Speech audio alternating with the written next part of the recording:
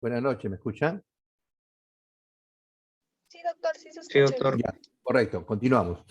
Entonces, la ADH, la antidiurética, es liberada en respuesta al aumento de la movilidad extracelular.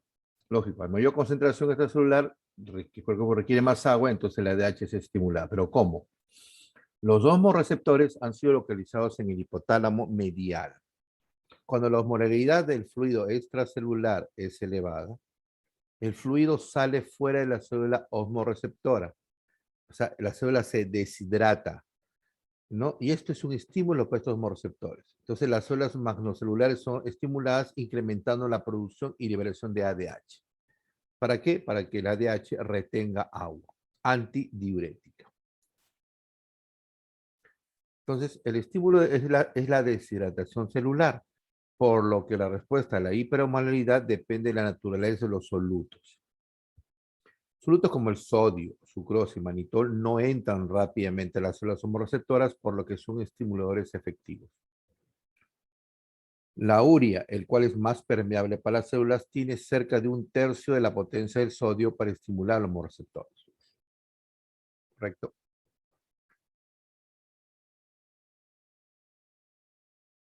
La regulación del sistema es sensible a los cambios de osmolaridad sérica en el rango entre 280 y 295 para mantener la vida funcionando adecuadamente. Dentro de este rango, un incremento tan pequeño como de 1% en la osmolaridad sérica podría estimular a un incremento medible de la secreción de ADH. También es estimulada por una caída de volumen sanguíneo efectivo. Por eso también a la ADH se le dice tiene un efecto vasoconstrictor. Pero los receptores para este estímulo son receptores de volumen cardiovascular. Es conocido también la ADH como una hormona del estrés.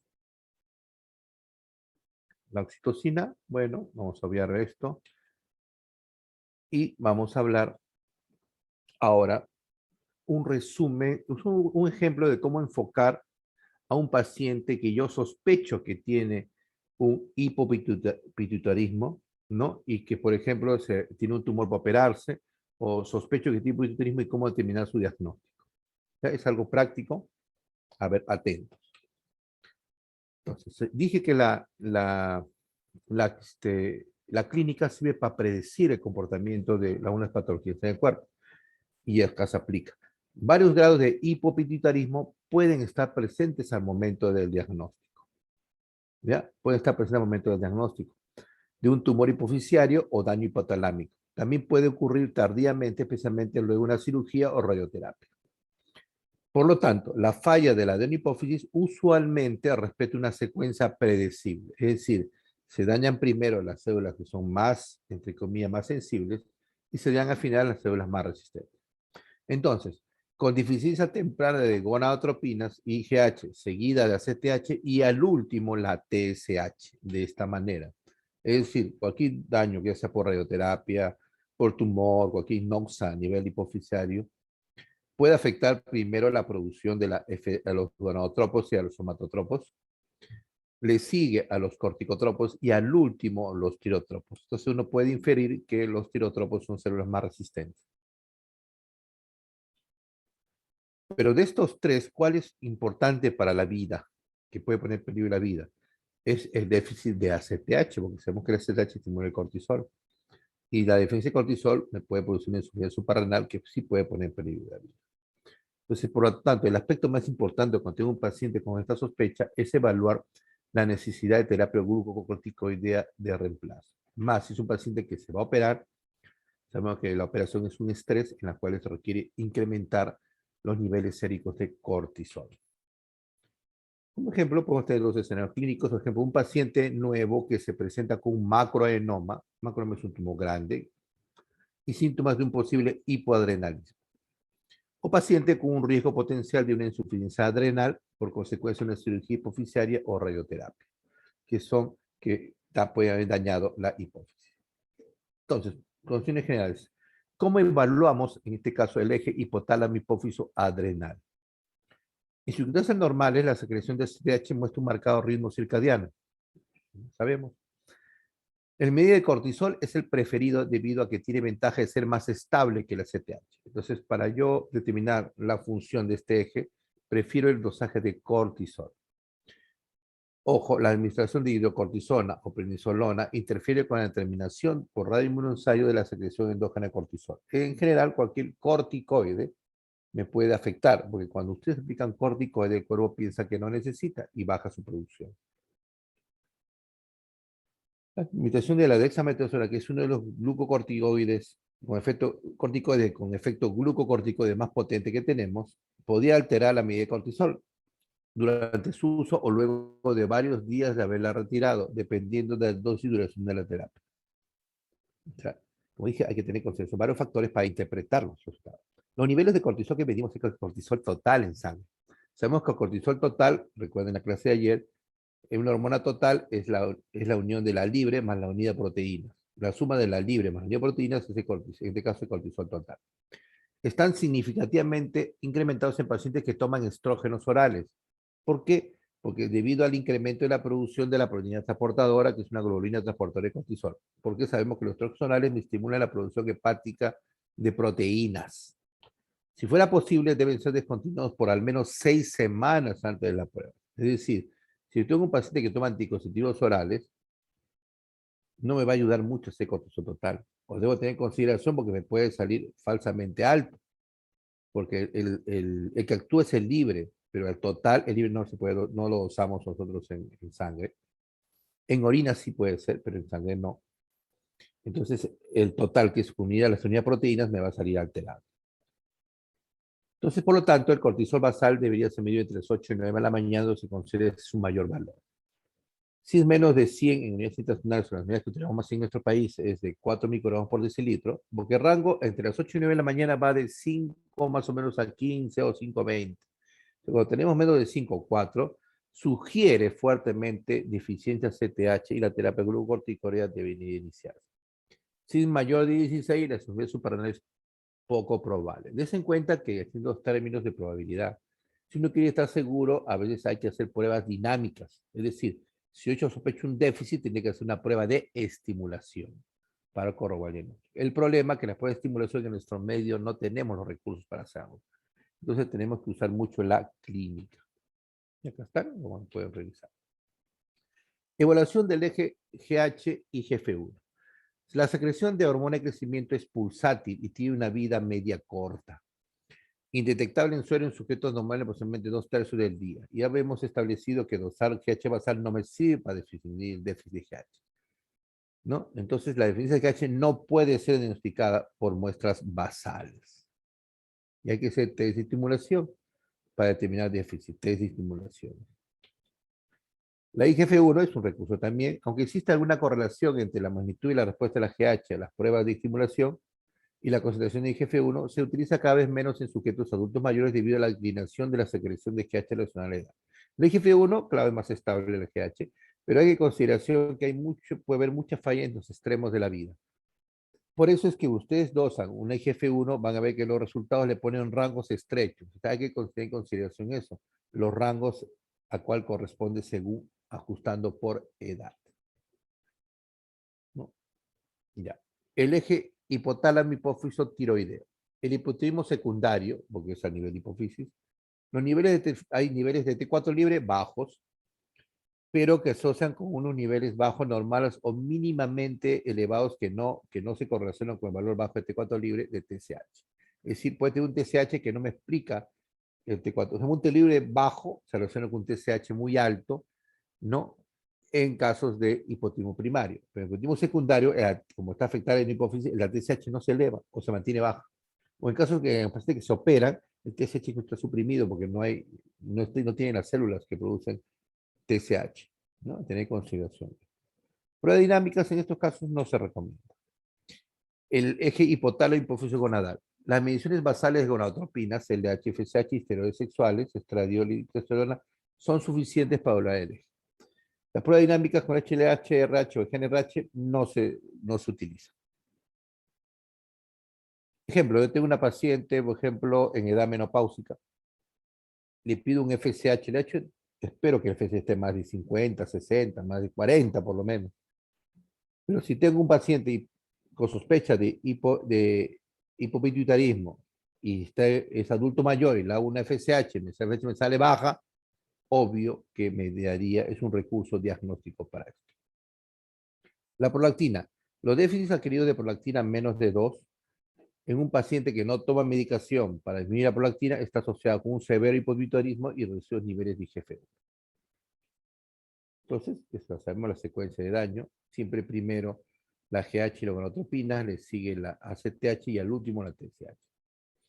Ahora, por lo tanto, si se nos presenta un paciente, por ejemplo, con un tumor hipoficiario y el cirujano dice, lo voy a operar, y nos lo manda a nosotros que somos clínicos para hacer el riesgo, el estudio y el riesgo quirúrgico. Entonces viene el paciente, entonces le decimos que es importante determinar la función hipoficiaria al momento del diagnóstico de un tumor hipoficiario o lesiones hipotalámicas para definir el tratamiento de reemplazo antes de cirugía o radioterapia.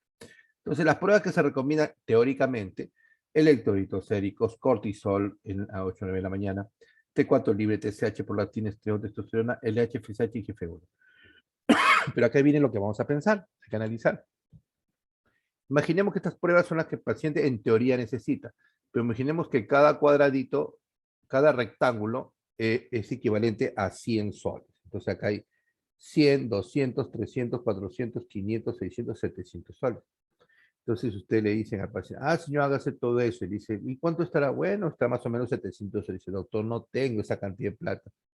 Solo tengo 500 soles para gastar en estos exámenes. Ya. Entonces, ustedes tienen que definir cuál puedo eliminar, que no es importante para un prequirúrgico, ¿no? Imprescindible para, o sea, que se pueda obviar y dejarle sus indicaciones quirúrgicas. ¿Cuál creen ustedes que se puede eliminar? ¿Cuáles son los dos que se pueden eliminar? ¿Alguna opinión?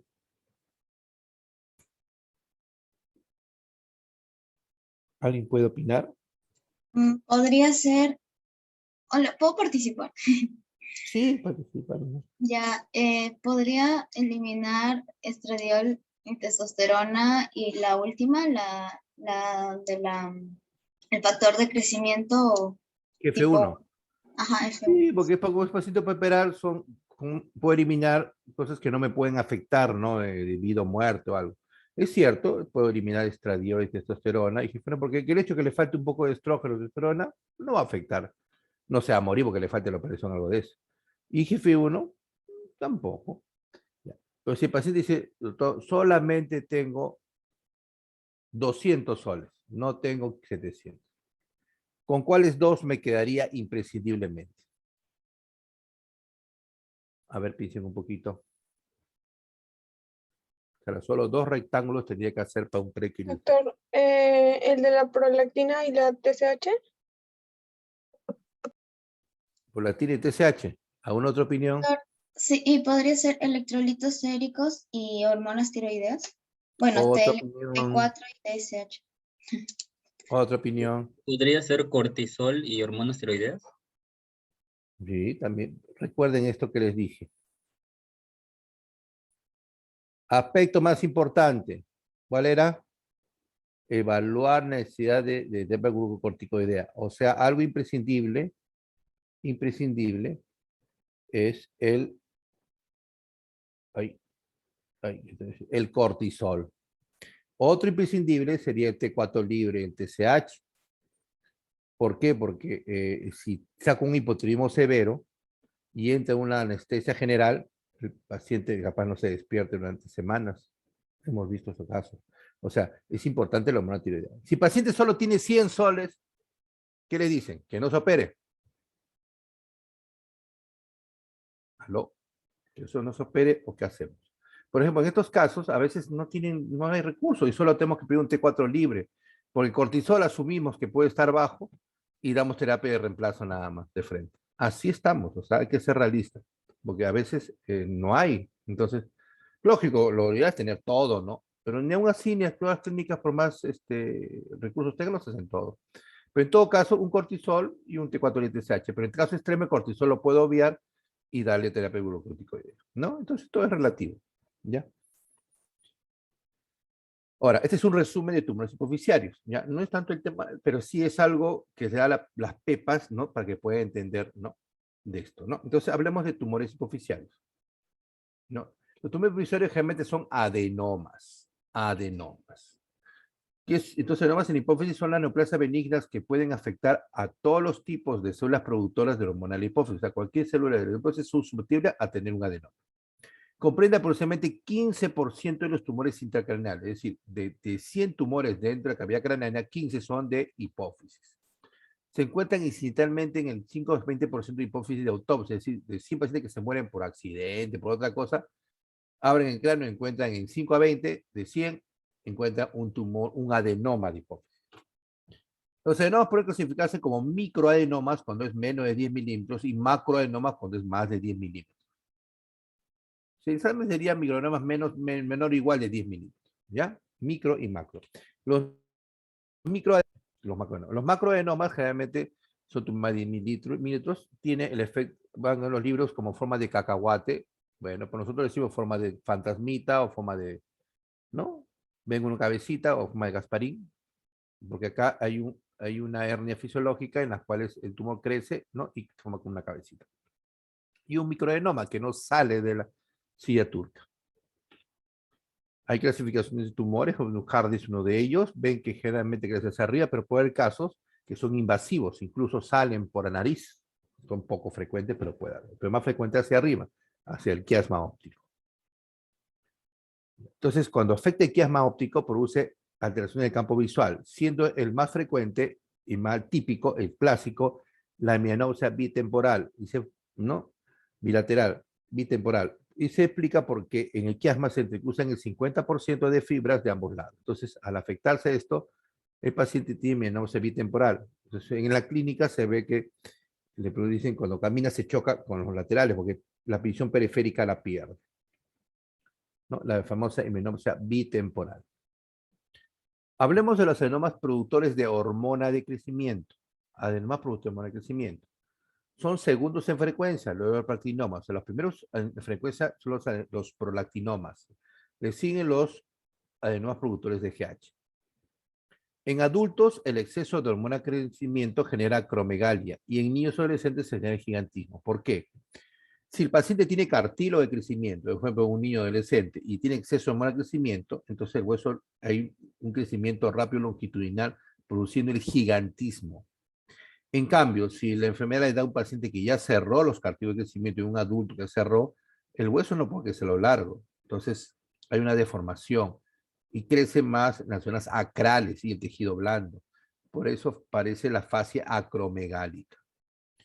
Compromete generalmente las zonas laterales. La mayoría son macroadenomas, 80%, y un mínimo 20% son microadenomas. Y son bien residuantes.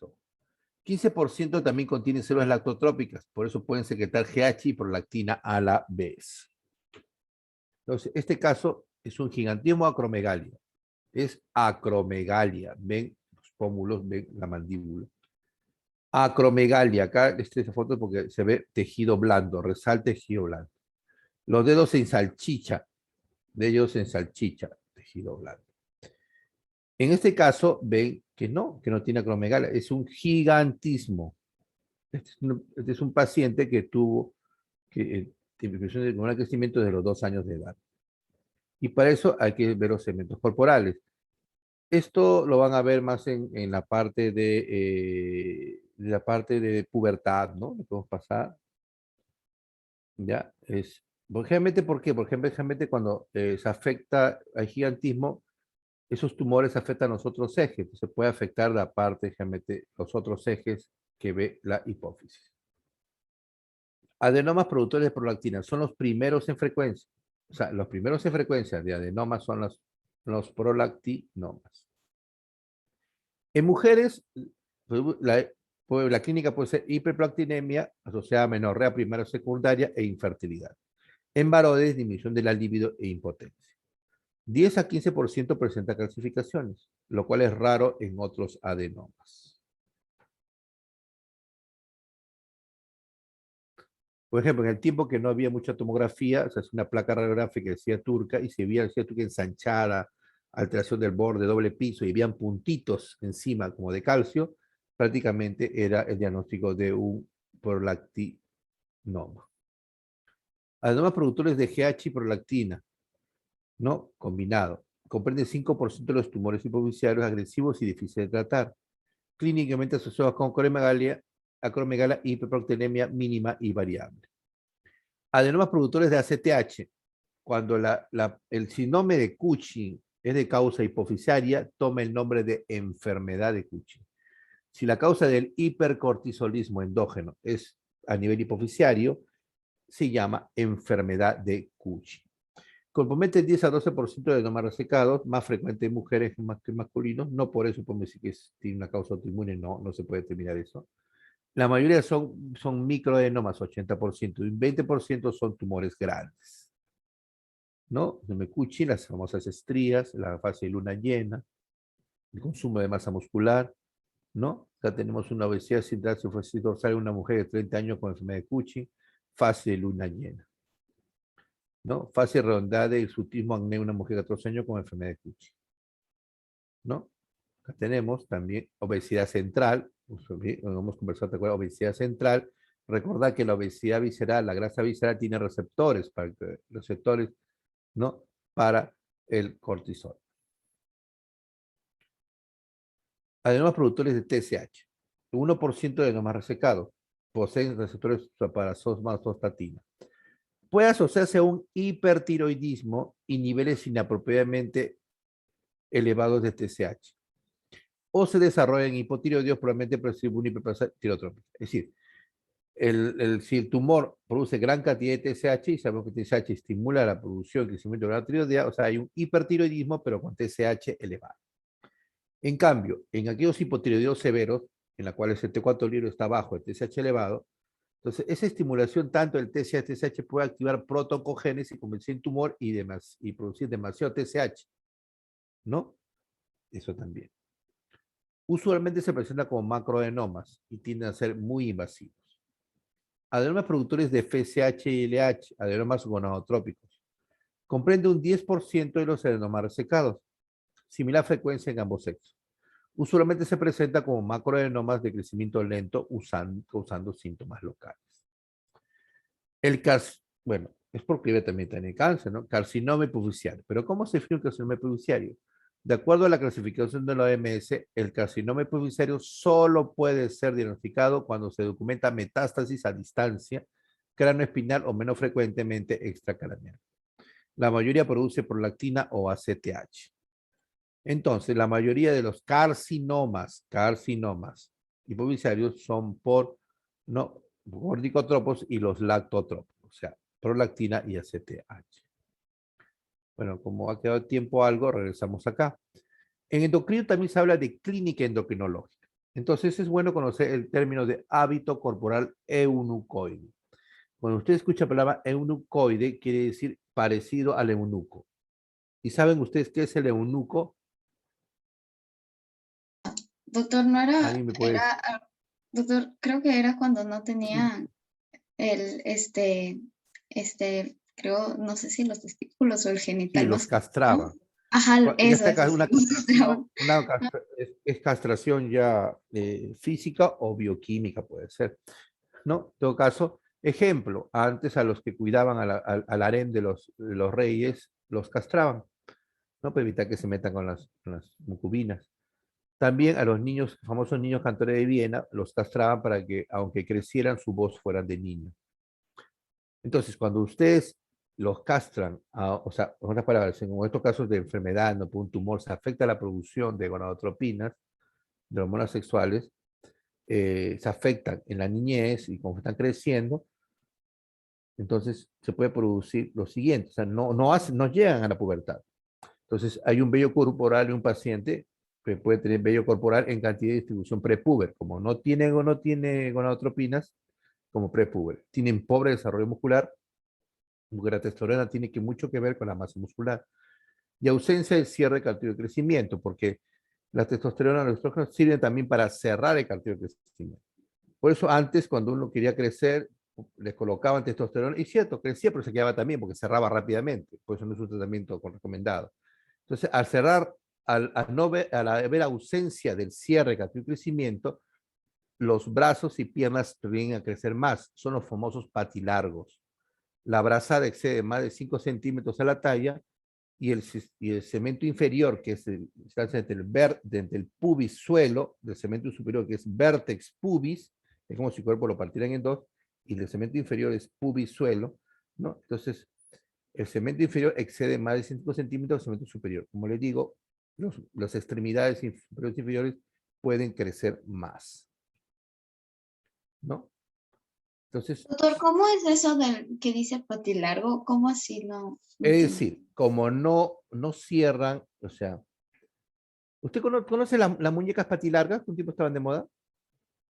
Sí, sí, que tienen como, Ah, ya, patas ya. largas, ya, ya. Ajá, ¿Por sí. qué? Porque al no tener testosterona, estrógenos, ¿no? El cartílago está más tiempo en las extremidades. O sea, entonces la proporción corporal se altera, es decir, los brazos y las piernas tienden a crecer más. ¿Entienden? Por eso es cuando hacen por ejemplo, la relación normal de segmentos que puede ser en el adulto, por ejemplo, normal, segmento inferior sobre segmento superior menor de 1. ¿Qué significa para que salga menor de 1? ¿Cuál es mayor? ¿El segmento superior o el segmento inferior? Para que salga menos de 1. Sería el segmento inferior, ¿no?